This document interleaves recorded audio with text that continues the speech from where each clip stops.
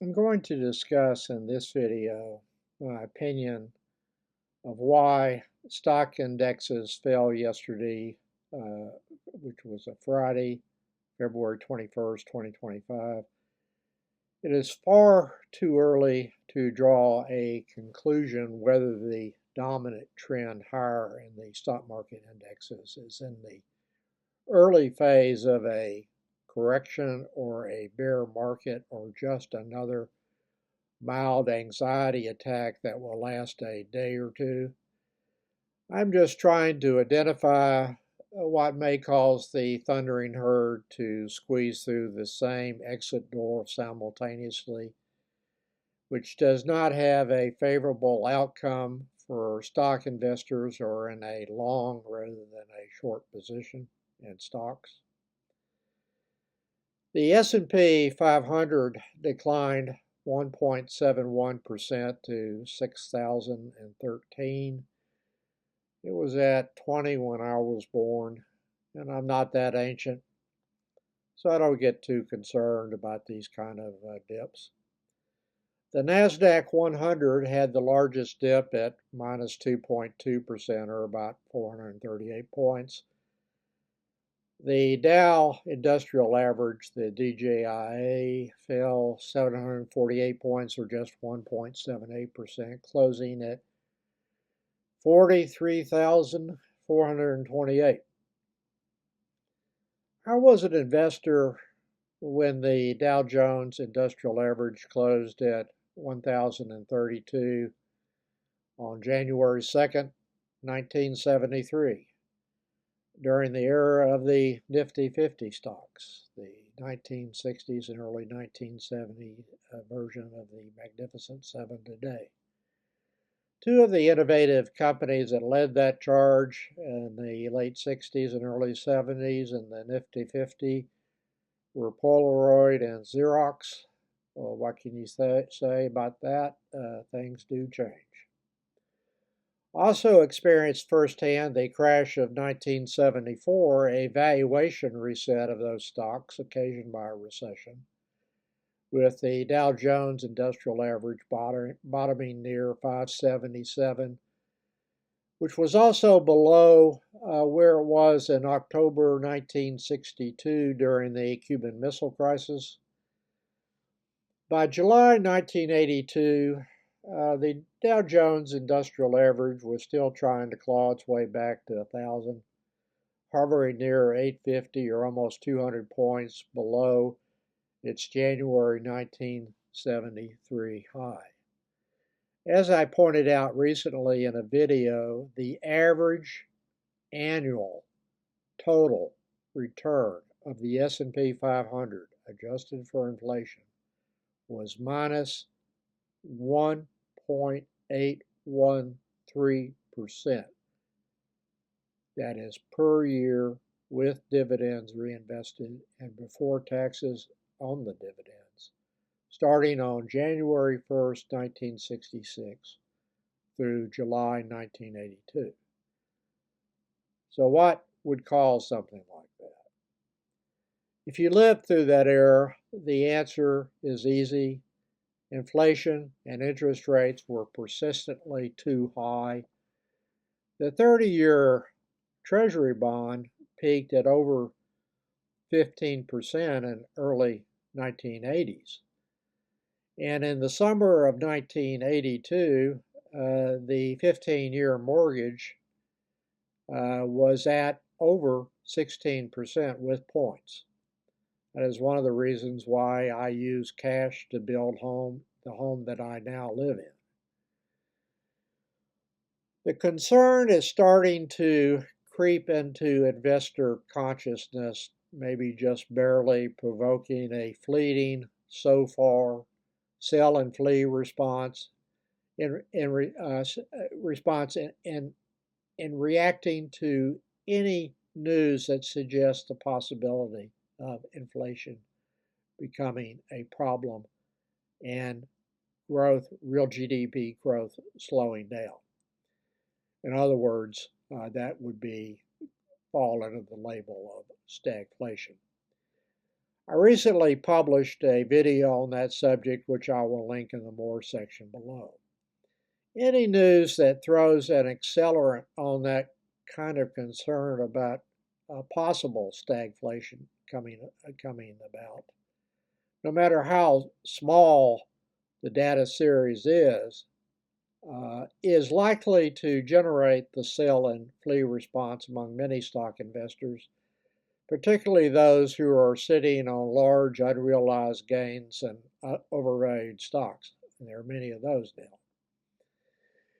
The University of Michigan released its survey of consumers last Friday, and this was the precipitating event for the decline. Because it fed into the stagflation worries for the second time this year. The first time was when the preliminary results for February showed that consumers were expecting inflation to move higher in 2025, not lower. And many economists at the Fed believe that this makes it easier for companies to raise prices. If they can raise prices, they will.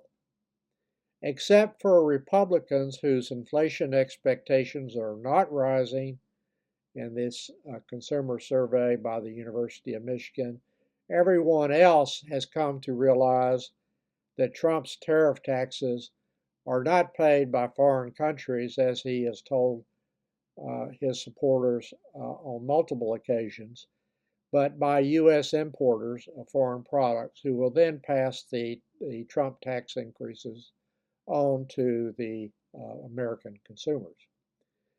The January consumer sentiment was reported at 71.7. The preliminary February reading, which caused the initial negative reaction a few weeks ago, was reported at 67.8. The final February number, which was reported yesterday, was at 64.7, so it was a decline from the preliminary estimate. And this is the kicker. Households believe that inflation this year will rise 4.3%, up from 3.3% in January 2025. Problematic inflation over a long period of time is shown by the experience in the 1960s and 1970s and into the early 1980s, which I highlighted early in the video, will cause both stocks and bonds to fail as asset classes. And the economy will struggle to achieve real GDP growth, and that is the essence of stagflation. Higher inflation numbers in the problematic range, which I define as being persistently over 4%, and a slowdown in the economy where the real GDP numbers become negligible or even fall into the negative column. The next most important news event will be whether the concerns about stagflation are justified by Trump actually implementing his tariff increases. The threat of imposing 25% tariff taxes on steel and aluminum imports and all imports from Canada and Mexico, tariff increases on semiconductor chip and pharmaceutical imports in the United States that Trump recently said would happen soon, and retaliatory tariffs on everybody else. We will know soon enough within the next month or so whether this is actually going to happen. If it happens, then the concern about stagflation will become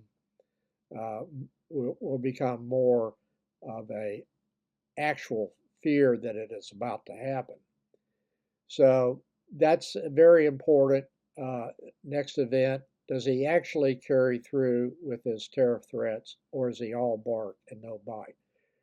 Right now, the consensus is that he is mostly all bark and no bite. He did implement a 10% tariff increase on China's exports to the United States. But investors probably believe now that he's just threatening to do things in order to see what he can get for free.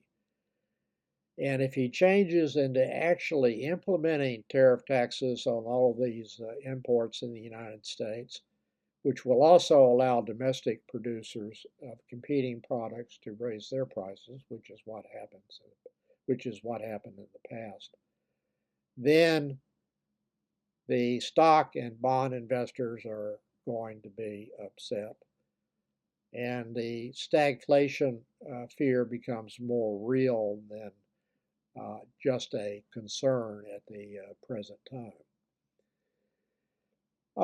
Another factor that's feeding into investor anxiety is that some of the future guidance numbers from U.S. companies are reflecting either reduced demand or decline in demand year over year. Walmart's guidance for 2025 fell into the slower growth category. Well, several other companies reported last week guiding down earnings for this year.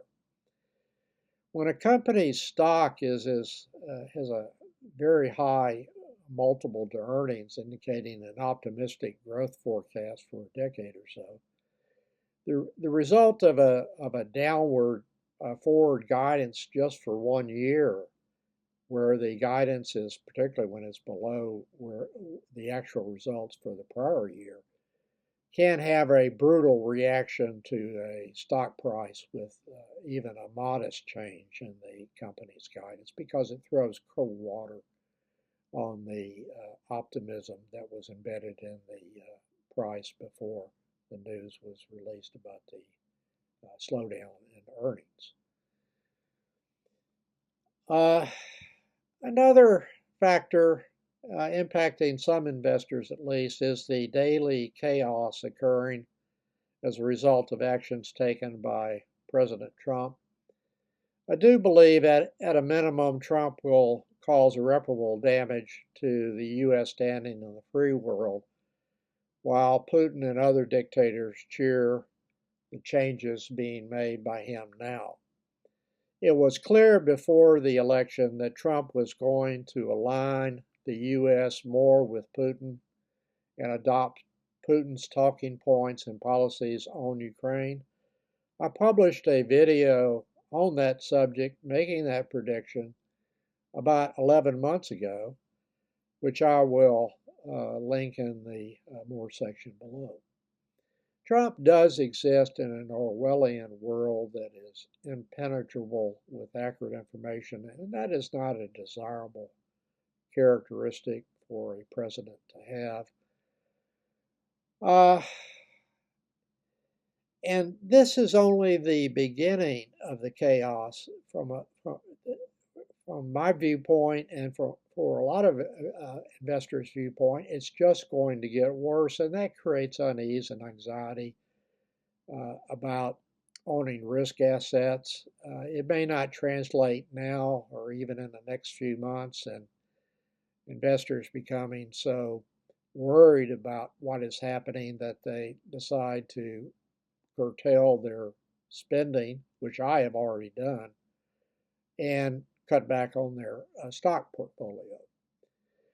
I noted this morning that Berkshire Hathaway has $334.2 billion in cash as of 12/31/2024, and that does say something about his opinion about stock valuations now.